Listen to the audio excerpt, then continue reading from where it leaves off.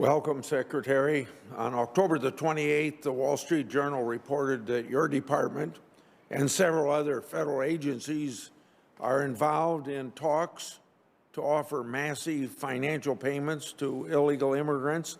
This is being done in order to settle litigation regarding the zero-tolerance enforcement policy. As you can imagine, many Americans think it's a pretty outrageous idea to offer massive taxpayer-funded payments to illegal immigrants who broke our laws, particularly in the middle of a record-shattering border crisis that this administration has created. The Journal made it clear that DHS is involved in these discussions. As the leader of your department, presumably you've been kept in the loop. Were you aware of the payments amounts under consideration?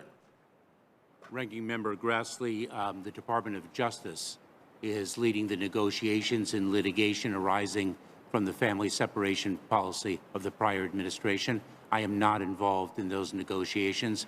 I must defer to the Department of Justice. My focus in leading the task force is to reunify the families who were separated under the prior administration. Okay. Mr. Secretary, the White House, Deputy Press Secretary, and the ACLU have all already offered public comments on these settlement discussions, so we expect you to answer questions about DHS's involvement in the case. So you're saying that there's no involvement? I am not aware of our involvement in the Federal Tort Claims Act that are being handled by the Department of Justice. My focus is on the reunification of the families, the parents who were separated from their children. Under the Department of Defense Death Gratuity Program, the family of a service member who dies on active duty receives a tax-free payment of $100,000. Under what circumstances, if any, do you think it's appropriate for an illegal immigrant who broke our laws to receive more money from the government than the family of a fallen service member receives under that program? Ranking Member Grassley, when an individual sacrifices his or her life in the service of our country, wearing our nation's uniform, the family and all loved ones make that sacrifice as well. And my heart goes out to the families of those whom we have lost. I must again defer to the Department of Justice with respect to the negotiation in litigation of federal tort claims. That is not within my province. The Wall Street Journal piece, it indicates that at least one of your department's attorneys complained that the illegal immigrant payout under discussion would be more than some 9/11 victims' families received under that program. Under what circumstances, if any, do you think it's appropriate for an illegal immigrant who broke our laws to receive more money from the government than any one family in the 9/11 victims? I had the heartbroken honor of meeting a number of families who lost loved ones as a result of 9/11 on the 20th anniversary of that tragic day. And we are devoted to the well-being of those families.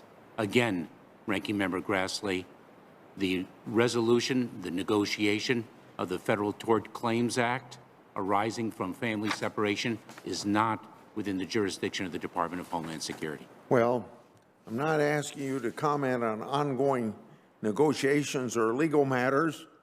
I'm asking you for your opinion on when it's appropriate for an illegal immigrant to receive more money from the government than the family of 9/11 victims.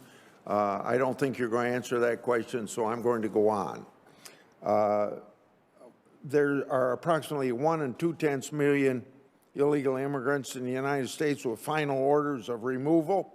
These are people who have received due process and been ordered removed by an immigration judge. In your September 30th memo, you said, quote, that the fact that an individual is a removable non-citizen should not alone be the basis of an enforcement action against them, end of quote. Does that reasoning apply to the 1 2/10 million illegal immigrants who have received due process and been given a final order of removal by an immigration judge? Ranking Member Grassley, the policy that I issued on September 30th, I drew from tremendous experience, not only as a member of the Department of Homeland Security, but as a federal prosecutor. We cannot remove 1.2 million individuals, nor can we remove more than 11 million undocumented individuals who are unlawfully present in the United States, who might not have final orders of You might be right on that point, but my question is, does the reasoning apply to the 1 2/10 million illegal immigrants who have received due process? I just want to know if it applies to that group of people. It certainly does, and however, I would not necessarily accept the fact that all of them have received due process.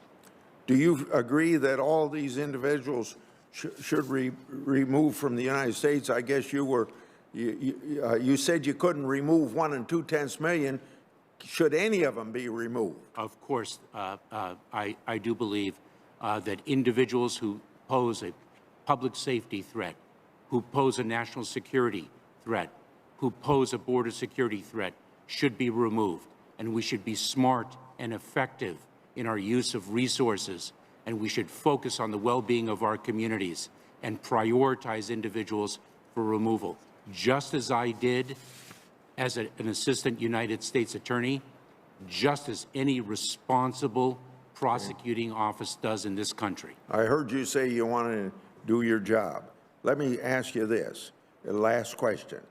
Have any migrant families at all been separated during the Biden administration? Were any migrant families separated during the Obama administration, during which you served in multiple senior positions at DHS, including Deputy Secretary? Ranking Member Grassley, no member of a family was separated consistent with the policy of the prior administration to purposefully separate a child from the parent for the sole purpose of deterring irregular migration of others.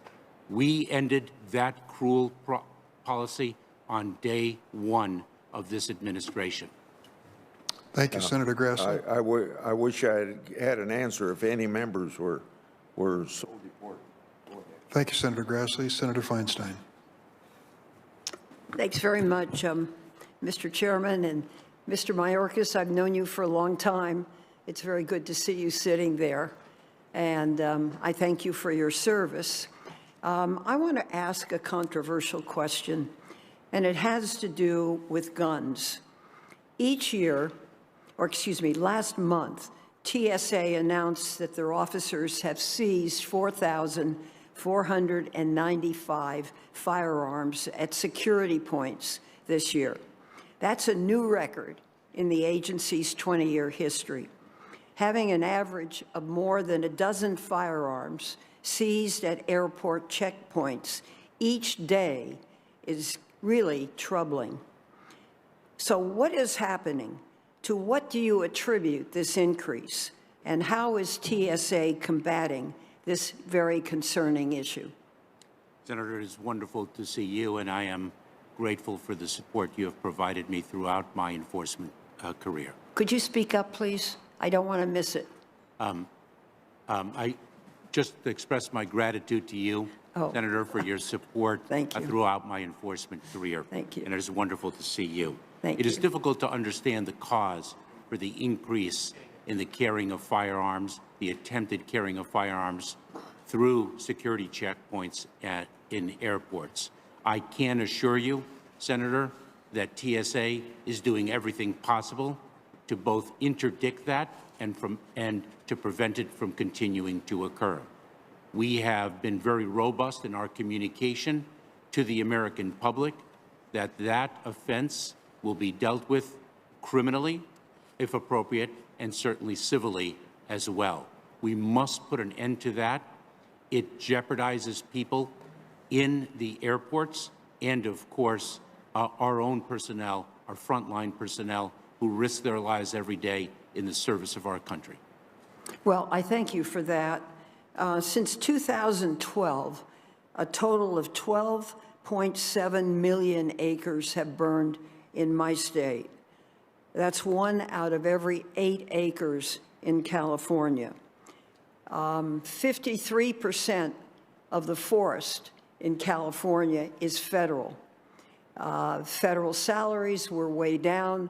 We have now changed that to enable them, the position of wildland firefighter to be boosted substantially.